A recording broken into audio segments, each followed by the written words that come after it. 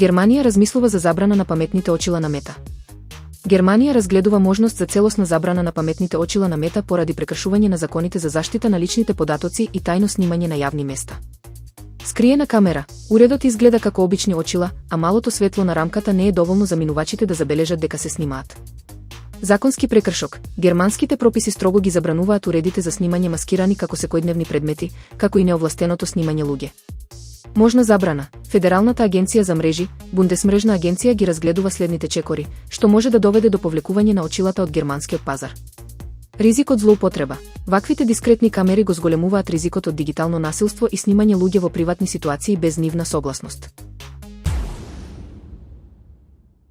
Вештачката интелигенција и пазарот на трудот.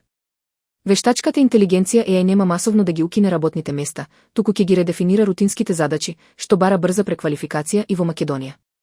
Засегнати сектори. Најмногу се менуваат професиите што обработуваат информации, администрација, банкарство, IT, медиуми и маркетинг.